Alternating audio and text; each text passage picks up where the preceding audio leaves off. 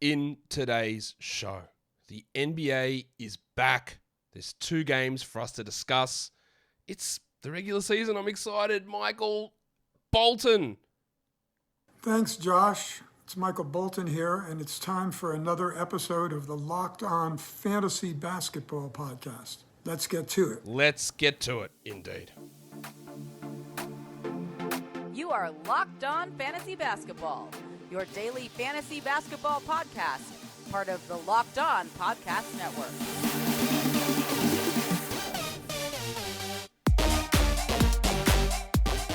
Hello and welcome to the Locked On Fantasy Basketball Podcast, brought to you by Basketball Monster. My name is Josh Lloyd and I am the lead fantasy analyst at basketballmonster.com, and you can find me on Twitter as always at redrock_bball and on Instagram at Locked On Fantasy Basketball. Today's episode is brought to you by PrizePicks. First-time users can receive a 100% instant deposit match up to $100 with the promo code Locked On. That's PrizePicks.com. Promo code is Locked On. Thank you for making Locked On Fantasy Basketball your first listen every day. We are free and we are available on all platforms. 2 games on, we're going to talk about them. The format of this daily recap show will be pretty similar to past years, but things will evolve as the season goes on. We work out different things we want to do or things that we don't want to do. So let's see how it all goes. Always welcome to suggestions if you want to drop them in the YouTube comments or tweet them at me. I'm probably more likely to see them in the YouTube comments, but if you do tweet them at me, that's fine. If you are listening on audio, so we got stuff to talk about. The 2 games that we're on today, what's happened on the waiver wire for fantasy basketball, and any other news. I went through a lot of the other injury report stuff in the What to Watch For show that's got the thumbnail of Kelly Olynyk on it. We went through all 12 games for tomorrow and talked about all of the injury reports there. I'll have a couple of updates on things that have changed since then, but otherwise most of that injury report has been covered in that show earlier today. So, warning, can't do the laugh, but let's get it on, Gilly. Oh man, it's like a reflex. I try and do the laugh, and then I just no. You can't do that. You can't do that, Josh. Your lungs are already ripped to shreds. Let's talk about some news that is updates on what did happen in the injury report. Keegan Murray, much like myself, is suffering from COVID, and he will not play on Wednesday for the Kings. They were, I expect, going to start KZ Okpala. What this means, though, is extra minutes for Trey Lyles, probably some extra minutes for Terrence Davis, maybe Chima Maneke gets some extra minutes, some cheeky Chima Maneke minutes. That's a good rhyme. We might get some of that going on for the Kings there as well. I wouldn't suggest that Lyles or Maneke or Okpala or Davis become really valuable at all. It does help a little bit for the Pencil Harrison Barnes. Barnesy. I was just thinking, imagine me trying to do that scream with this voice, Jesus Christ. But that, Fox and Murray, maybe a little bit of extra Davion Mitchell there as well. And I did mention this in the show earlier, but I think it is worth mentioning is that both Zaire Williams is out for the Grizzlies and Dylan Brooks is doubtful, meaning we're going to have a new starter because if Brooks had been out, Williams would have started, but he can't. So I expect it's probably going to be John Conchar, but it might be Jake LaRavia, might be even David Roddy in that starting lineup. And again, with 12 games, and we're probably not streaming those guys, although Conchar is an unbelievable category league player. He might score 6 points, but he might have 7 rebounds, 6 assists, 3 steals, and 2 blocks. He's a weird player like that. So it's worth at least paying attention to if you are doing prop betting or you are doing DFS, that there is probably a larger role for Conchar, but we'd love to hear what the lineup is going to be in that situation. That's really the only major news that has happened since I did record that show about 4 or 5 hours earlier. But let's look now at what has happened on the waiver wire over the last 48 hours, the most added players, the most dropped players there as well. The most added players, it's Jalen Suggs, Ayo Dosunmu, and Deandre Hunter. I guess people are looking at Deandre Hunter because of the reverse contract year narrative. He got paid, so now we want to add him? I don't know, make up your mind, people. Hunter had some pretty good preseason games. I still don't really buy him. He's a bad passer, rebounder, steals, and blocks guy. He can score at times, but I also think third option at best probably for him offensively. I don't hate adding him though. Like there is a little bit of upside there. Suggs is healthy and ready to go. His steals and assist value is there. I would look to add him. And Dosunmu, I think, is like a lower upside version of Jalen Suggs. I think he's okay. I don't think he's going to have gigantic minutes upside, although Zach LaVine is questionable. So if LaVine is out, that does help Dosunmu because it means Dosunmu and Caruso can play together.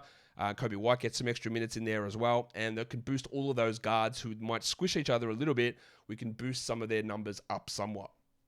Dorian Finney-Smith was up 6%. Sure. To me, he's a really low upside player, and on a 12-game down, I'm not sure why he'd bother adding. I guess it's people drafted, added guys onto their injured spot and went, oh, Finney-Smith is the guy that Yahoo keeps recommending that I add, so I'll add him. John Kuminga up 6%. That's for today, same as Derek White up 4% and Grant Williams up 4%. Yeah, you can hang on to those guys, and we'll talk more about those players in their respective games coming up. And then there's Santi Aldama up 6%, who I do believe will start for the Grizzlies, and I do think has got probably top 120 upside, or at least while Jaren Jackson is out. Obviously, he doesn't have that upside later on, but while Jaren is out, that's sort of where I'm seeing him. In terms of the most dropped players on the waiver wire, Miles Bridges, why was he rostered in to begin with? Why did people just decide now to drop him? He's there. All these guys down 6%. Miles Bridges, Tony Warren Jr., don't know when we're going to see him. Tyus Jones, that's a weird time to drop Tyus. Did people draft him and go, oh, I picked the wrong Jones and then dropped him? Because he probably is also in for a little bit of increased minutes with both Williams and Brooks unlikely to play. So if you did draft him, maybe you regret dropping him here. Why was Gallinari just dropped in the last 48 hours? Was he auto-drafted? Perhaps that's what happened. Gaz Payton down 6%. He's out for a few weeks. I don't think he's anything more than a steal specialist anyway. The wild thing, Jayson Tatum is down 6%. Even the wild thing's gone well. I can't do much about that. He's out for tomorrow's game, and his role's going to be not that big. He's not a 12-team league player. Tom Bryant's out for multiple weeks with thumb surgery. We'll talk more about the Lakers later on, but there's no point having Tom Bryant in a 12 or probably even 14-team league. And Andre Drummond down 6%. Why was he drafted and why was he dropped? What has changed in his situation? That's a weird one. Was he auto-drafted and then dropped? He can, if you're in a league, especially that's counting offensive rebounds as well as an extra category, he can help you there. He can be... he'll have value if Vooch gets hurt, but I can say that for almost any replacement. He is a good permanent fantasy producer. He's just not a good permanent NBA player. To be fair, in Philadelphia, he was solid. In Brooklyn, not so much. I don't know why he would have been dropped as much as that over the last 48 hours. That doesn't make the most sense to me necessarily, but that's fine. It doesn't have to necessarily make sense to me, but what does make sense to me is PrizePicks. If you want to play daily fantasy, this is daily fantasy made easy. Instead of putting in lineups with salary caps and having to compete against all these other people, you just compete against the projected totals, projected stats that PrizePicks puts out there. For example, you might look at Kevin Durant, his assists, 5.5. Do I want to go over or under that? Well, that's the question you've got to answer, isn't it? Do I want to look at Brandon Ingram's rebounds at 5.5? Do I go over, under that? And you can put Ingram and Durant together with CJ McCollum and Zion Williamson and individual player lines, and you can win up to 10 times your entry fee. And those entries, they're so easy to do. It's under 60 seconds. You can bang it straight in there, and payouts are safe and fast as well. But it's not just basketball. Nearly every sport you can think of, NHL, NFL, baseball, college football, soccer, college basketball, women's college basketball, men's college basketball. I'm surprised lacrosse isn't even listed here, but they got golf and European basketball and even disc golf. That's not even a real sport. But sorry to all the disc golf aficionados out there. But you can do that also. It's amazing. And it's available in over 30 states and in Canada, which is great if you live in Canada because you've got to have something to brighten up your lives. Hey, download the PrizePicks app or go to prizepicks.com to sign up and play daily fantasy sports. First-time users can receive a 100% instant deposit match up to $100 with promo code LOCKEDON. If you deposit $100, PrizePicks will give you $100. If you deposit $50, PrizePicks gives you $50. If you deposit $69, you know what they give you. It is $69. So don't forget to enter the promo code LOCKEDON at sign up for an instant deposit match up to $100.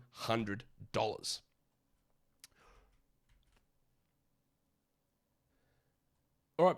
Obvious, guys, just in case you're unaware, I'm taking the piss with the Canada thing. I actually love Canada. I went to Montreal a few years ago. Loved it. It was probably almost my favorite place that we went on that trip. I actually really enjoy Canada, but because Canadian people seem to hate me, I got to lean into it. Wait till there's a Raptors game tomorrow, then you're really going to hear about it. But yeah, I actually like Canada, so don't get too up in arms about it. We've got 2 games that we're going to break down today.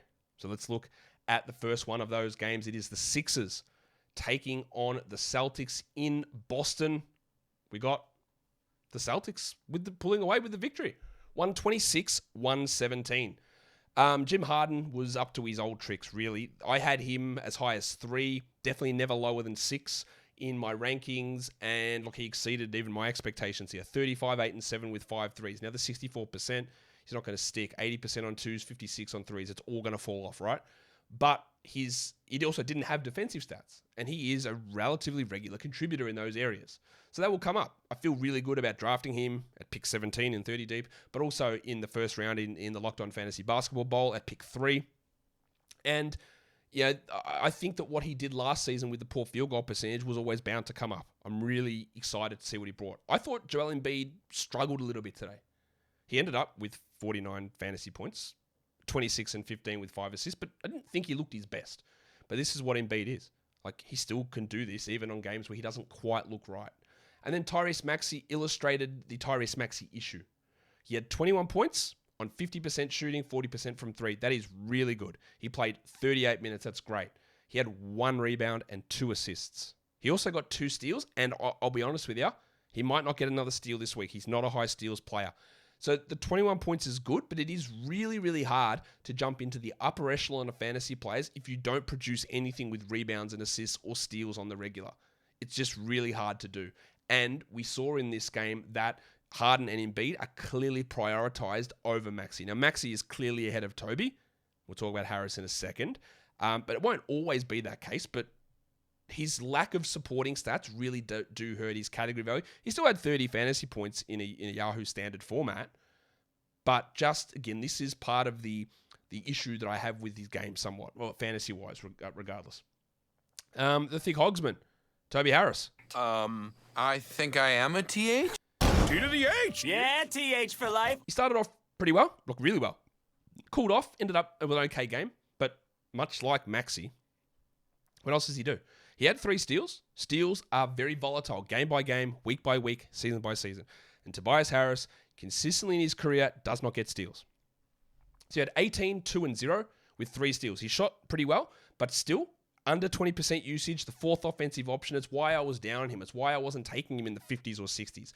It's why I was looking at him in the 90s with the risk of maybe him becoming a player outside the top 100. It's not a bad game from him, 29 fantasy points, but it again highlights some of my concerns.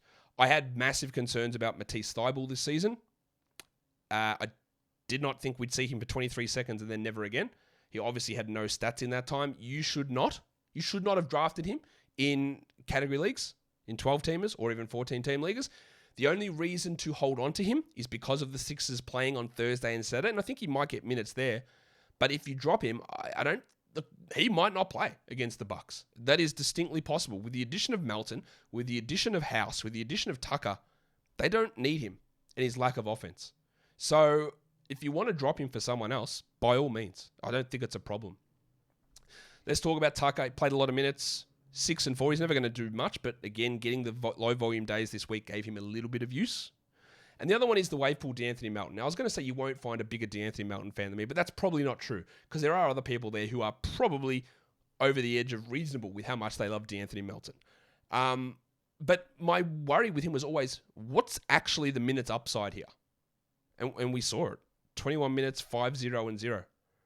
Again, he is a hold, much more so than Thybulle because of the schedule. But don't be shocked if he's not worth holding rest of season. Like, it's going to take an injury.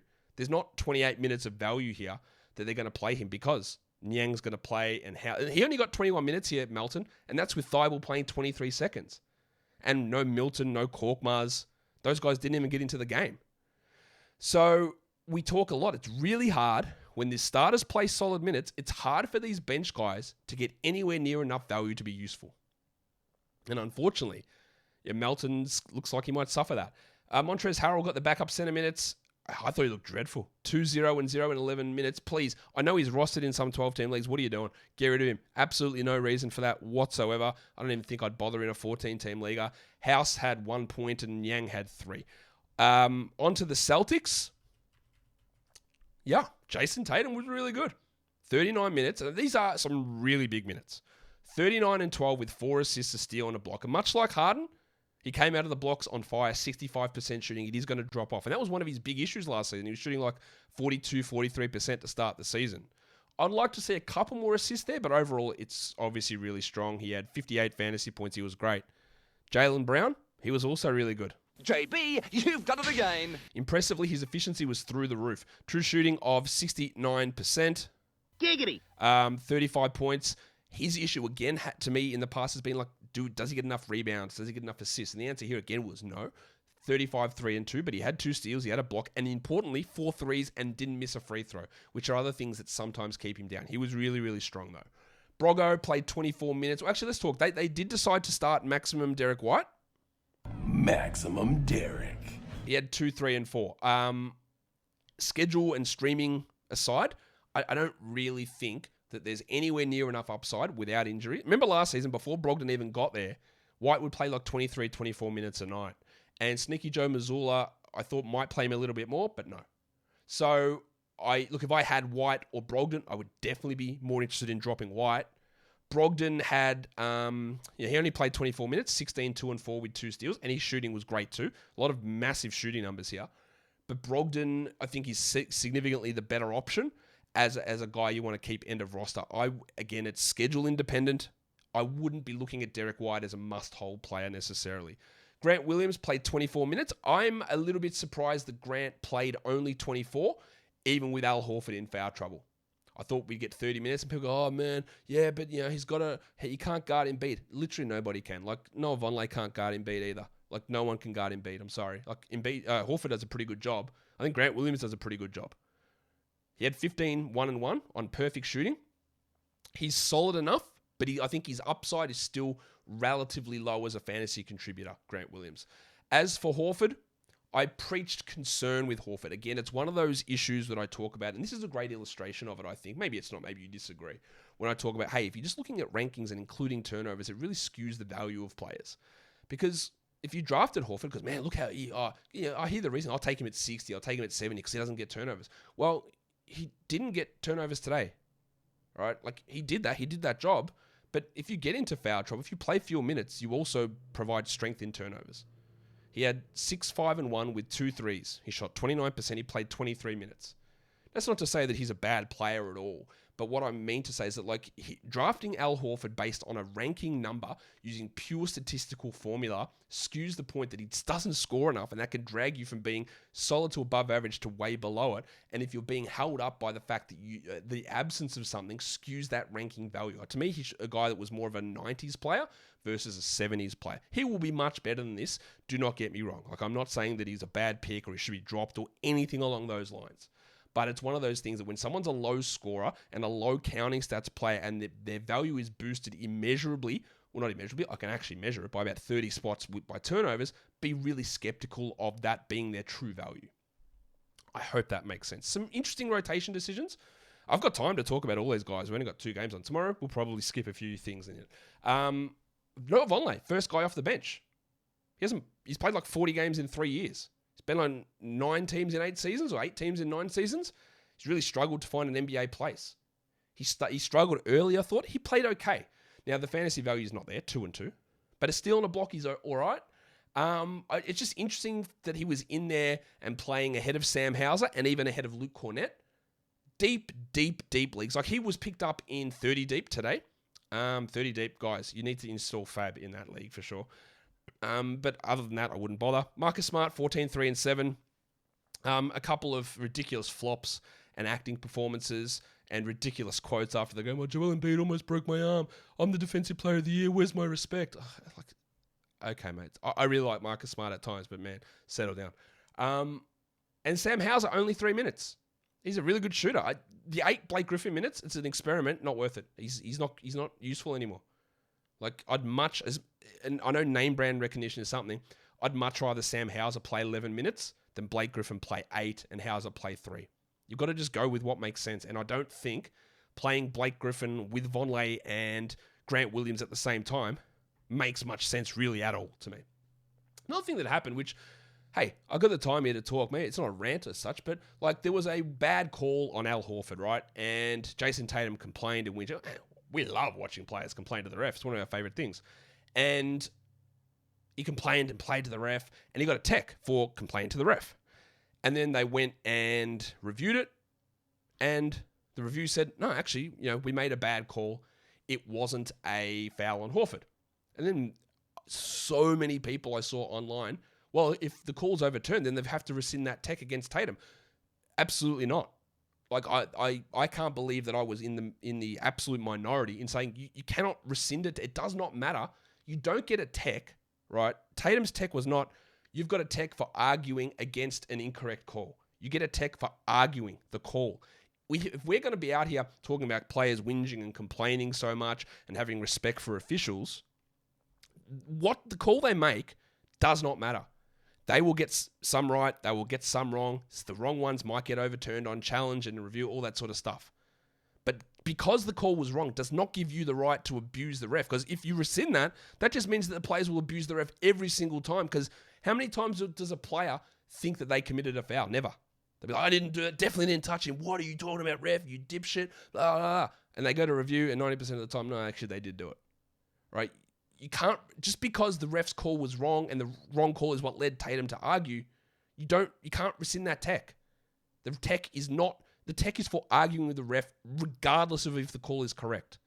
That is what needs to be instilled, and I'm glad they didn't rescind it, and I just wanted to get that off my chest. There you go, got it off. Yeah, and that's it for that game. Boston looked great. 126-117. Big scoring. Defense was suspect at times, but both teams shot really well. I think Philadelphia's still going to be really good, and they had some really strong moments, but Embiid looked sluggish. Yeah, it was an interesting game anyway to start things off. Hey, and as I said, I've got plenty of time today, so that's why we went long on that game. Don't expect us to go that long on every game, though, this upcoming season. And now we go to the second game of the night. The Lakers and the Warriors. It was always going to be an ass-kicking. It was an ass-kicking. It could have been even more of an ass-kicking than this. But the Lakers lose 109, Warriors 123 on ring night. LeBron put up he put up numbers. If I could find the sound drop, I would play it. LeBron James. 31, 14, and 8. Big usage. No steals or blocks. Good from the line. Really strong start. Anthony Davis also put up some solid-ish numbers, but he still can't shoot. 27-6 with 4 steals and 2 blocks is great. We know that there is per-game value in Davis. We've known that the whole time. It's more about staying healthy and then the lack of, or the reduction in rebounds, which wasn't fixed, and the lack of three-point shooting, which still wasn't fixed. So the same sort of problems that plagued him on a per-game basis last year have reared their head. The Lakers did end up going with Russell Westbrook as a starter. Price of the brick going up. I wouldn't say that he was dreadful. I wouldn't say that he was great, but it's actually a strong-ish line from Westbrook. 19, 11, and 3. He was great from the line, and he was good from the field. Now, I still think there is a lot of things that he does that are bad. I still think that his fit on the court doesn't make any sense, and this team is so poorly constructed that the thing is they're so bad, I'm not even sure that trading Westbrook and attaching picks to it makes any sense because they are so bad. So if they are going to, and Darvin Ham said pre-game, hey, whatever I go with here, this is going to be my starting group, which it's always great to have a lack of flexibility early in the season. So Westbrook's going to start. He played 31 minutes here. That might drop when Dennis Schroeder returns, but that's 3-4 weeks away. So if that Westbrook stays, that's a back end, mid to back end guy. But I don't know if we trust those percentages at all. They did start Lonnie Walker next to him, and as I have said, this is the 5th year now, he is not good. And it remains the case. He did have 5 assists, so what is it, Sheev?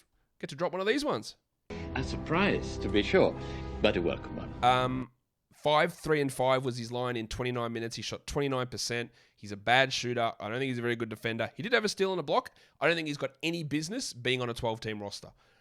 Kendrick Nunn is a guy that I don't particularly think is that good, but he was an interesting late-round flyer type, and he at least returned some value there. 13 points, 3 threes. He really turned it on late, though. But him playing 23 minutes while Walker plays 29 doesn't make a ton of sense. He had 2 steals as well. Nunn, if for some reason you do have Lonnie Walker, you would make that immediate swap for Nunn. Is Nunn a must-roster 12-team league guy? I'm not really sure I'm there yet, but I don't hate it. And the Lakers' favourable schedule this week works in his favour. Pat Beverly, look, this is the Beverly experience, right? Like, the scoring's going to be... Look, he'll be better than this. He's not a 20% shooter. He had 3 points with 1 3. But 3 steals and a block is why you have Beverly. If you did roster Beverly for his defensive stats, which is why I grabbed him second last round in some spots, is to get hopefully 1 or 2 more assists, but to get some steals and to get 1 or 2 more threes, I would hold. But if you want to drop him, I don't think you're actually losing that much to drop him, to be honest. They also had a weird lineup. we're worried, is Damian Jones or Thomas Bryant going to start? Well, Thomas Bryant was hurt, and then Damian Jones didn't play at all. They just didn't play him. So this debate, and remember in the preseason, Damian Jones killing it in the preseason, Damian Jones starting games, literally didn't play a single second. Wenyen Gabriel was their backup center. Like, I don't think Jones is the answer. I know he's better than some of these other guys. So that was weird. Obviously, if you've got Damian Jones, and he is rostered in leagues, you can jack him all the way off your roster. Get that garbage out of here! Austin Reeves came in, had 3 points really earlier, then didn't do anything else. He struggled in 16 minutes. And old Matty Ice, Matt Ryan, had 3 points in 18 minutes. The fact that Matt Ryan, who's a solid enough shooter, is playing 18 minutes should tell you just how trash this roster is. And yes, Bryant and Schroeder being out are guys who would normally play, but they're also not particularly good. This team, the way they currently are, has zero chance of making the playoffs. Things could improve, but they look like they hate each other. The roster makes no sense, and the fantasy value is going to be weird. Yeah, none is a marginal, maybe I pick him up. That's sort of where he sits. The Lonnie Walker starting thing cannot last. I know that they said they will continue to start him. He's bad. Like, he's not good. And using him as your mid-level exception signing is foolish. It's just, it's ridiculous. We had a Juan Toscano Anderson revenge game, 0 points on 0 of 3 shooting, 4 rebounds and nothing else. There you go. Add that one into your list of revenges. And let's get to the Warriors. Now, we were told yesterday, hey, the Warriors, we're going to keep our main 5 or 6 guys to 30 minutes. You go, that's weird due to conditioning. Oh, okay, what have they been doing in preseason? And then it will say, actually, no, we're not. It's just Clay and Draymond that'll be limited, while Steph and Poole and Wiggins will play mid-30s in minutes. Yeah, okay, that's fine. And then you hear in the first quarter of the broadcast, Clay Thompson's going to play 15 to 20 minutes. Like, excuse me? Nobody said that earlier on, and Clay played exactly 20 minutes. Now, he had 18 points still. He's got a sky-high usage. The low minutes there, it is going to ramp up, but it's very low. Draymond played 25. He had 4, 5, and 5 with not much else. Now, don't drop Clay, don't drop Draymond, but it was curious. Steph was awesome, especially this fourth quarter explosion. His game was pretty good up until then, and then he just went crazy. 33, 6 and 7, 4 steals, a block, 4 triples, and Wiggo was great as well. The 6 rebounds, that draws my attention. 20 points, 4 triples, a steal, and a block. He was really good, and he didn't get a chance to kill you with his free throws because he didn't take any. So that's a big win for Wiggins. Let's talk about the rotation decisions of the Warriors. Let's actually talk Jordy Poole. 28 minutes, 12, 2 and 7 with 2 steals. Strong, apart from the fact that he shot 28%, but 27 usage. He only got 28 minutes. Now, it was a blowout. That's true, but they only really went garbage time for the last 3-4 minutes, or 3 minutes.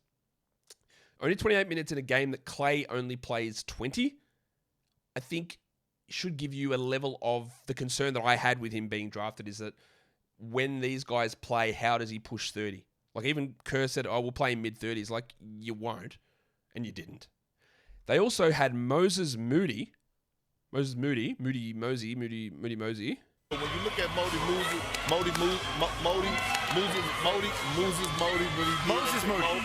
Moody as their 11th man. I think he's really good. I think he's their 8th best player, at least. I think he should, maybe he's their 7th best player. 5 points for him in 8 minutes is annoying. Not that we roster him anyway, but that's annoying. And again, some of my, I don't think at this point Jonathan Kuminga's a very good player. He's definitely not a good fantasy player, and if you do have him in 12-team leagues, and he's rostered in a lot of them, you do not need him. 0 points in 11 minutes. Again, like I will always say, where does the minutes come from? Especially when they're going to play JaMychal Green 23 minutes.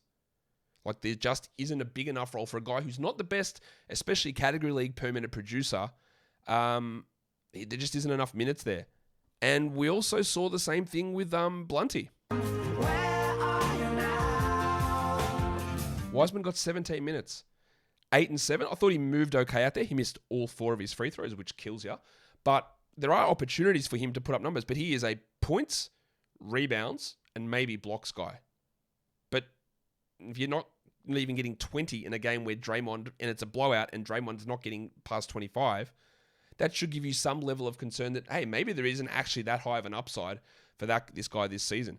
If you do want to make moves, like, Kuminga's a clear drop, right? Like, he's not a 12 or a 14-team league guy. Get that garbage out of here! I'm not even sure. Look, it's one game, I know, but everything was set up in this one for Wiseman to play more, and to put up bigger numbers, and they still kept him at 17. Now, maybe JaMychal Green doesn't play 23 a night, but maybe he does.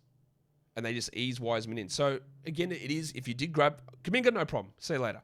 If you did draft Wiseman in a 12-team league with your last pick, you probably just hold. There's no need to drop him for a stream tomorrow. You just hold and see what happens. But this pattern is not worth it. Like, that's not going to be worth it long term. They also gave the big Ragu 23 minutes. Dante DiVincenzo 8, 1, and 2. Don't really know why he would get those minutes over Moses Moody.